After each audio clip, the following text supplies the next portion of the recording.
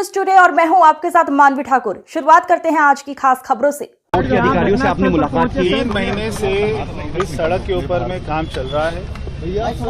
दोनों तरफ में 100 मीटर की दूरी पर बैरिकेडिंग की गई थी।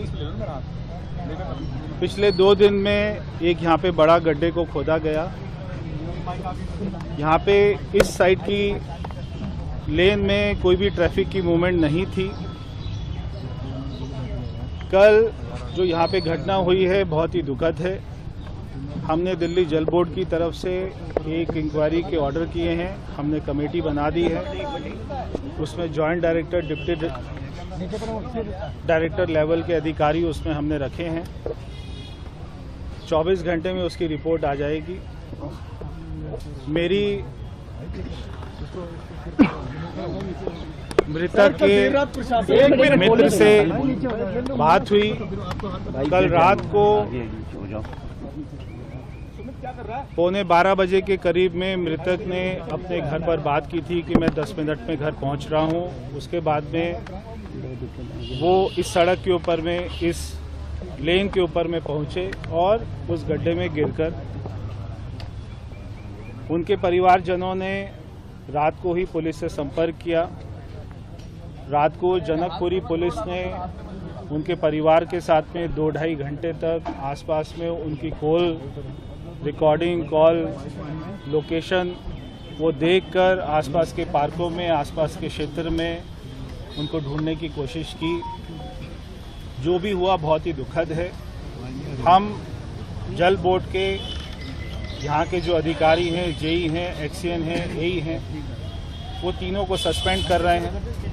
जो कंपनी यहाँ पे काम कर रही थी, हम वो कंपनी के ऊपर में भी कड़ी से कड़ी कार्रवाई करेंगे।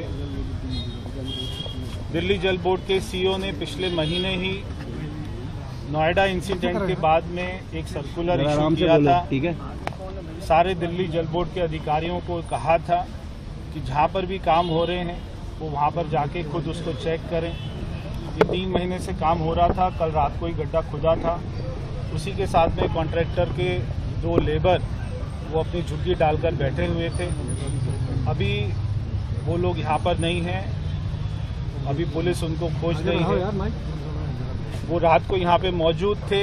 क्या उनको रात में ही पता लग गया था या नहीं पता लगा था, ये तो एक बार उनसे पूछताछ होगी तभी पता लगेगा। हम जो भी हमारे नियम है एक्स ग्रेशिया, वो मृतक को जितना कंपनसेशन होगा वो हमारी सरकार की तरफ से, दिल्ली जल बोर्ड की तरफ से दिया जाएगा।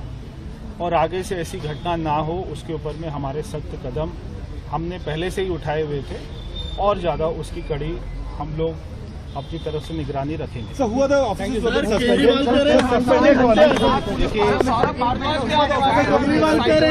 नीचे जेई, एई और एक्सीएन तीनों अधिकारियों की ये ड्यूटी बनती थी कि जब यहाँ पे गड्ढा खोदा गया रात को, कल पूरा दिन में काम चला, क्योंकि उन्होंने 100 मीटर दूर में दूसरी तरफ, और आप भी आए होंगे तो आपने देखा होगा, सभी मीडिया ने देखा होगा कि इस वाली लेन के ऊपर में कोई भी ट्रैफिक मूवमेंट नहीं है। दोनों तरफ में बैरिकेडिंग की गई है, क्योंकि एक उसमें कोना ऐसा छूटा हुआ है जहाँ पे 2 व्हीलर की मूवमेंट और 2 व्हीलर वहाँ से घुस सकता है, क्योंकि अभी सड़क की एक ही लेन चल रही है, उसके ऊपर में ट्रैफिक रहता है। इसलिए कुछ लोग इस सड़क को उपयोग करते थे कि वो जल्दी से निकल जाएं। मैं इसमें मानता हूं कि अगर रात को ही पता लग जाता तो शायद कोई कार्रवाई हो सकती थी, मगर सुबह 7:30 बजे जब एक महिला अपने बच्चों को स्कूल छोड़ने के लिए आई तो उन्होंने वहां पर गड्ढे में झांक कर देखा, वो व्यक्ति वहां पर था। उसकी जानकारी पुलिस को सुबह 7:30 बजे के करीब में मिली है। पुलिस ने मौके पर पहुंचकर उसको तुरंत उठाकर हॉस्पिटल में भेजा था, मगर वहां पे उनकी मृत्यु हो चुकी है। सर, रात भर में 7 पुलिस के आसपास कहीं पर कोई लाइट भी नहीं है। एक भी पुलिस थाने ने कंप्लेंट नहीं तो रजिस्टर करी। सर, 7 पुलिस थानों में कंप्लेंट कहीं कोई स्ट्रीट लाइट हमने नहीं देखी सर गड्ढे के आसपास।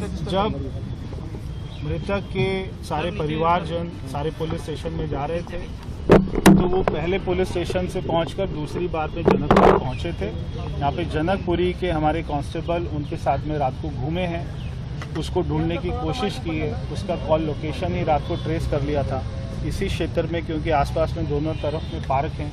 उन्होंने पार्क में छानबीन करी है मगर वो ढूंढ नहीं पाए। जो भी हुआ बहुत ही दुखद है, अनफॉर्चुनेट है, और इसके ऊपर में हमारी तरफ से कड़ी कार्रवाई होगी।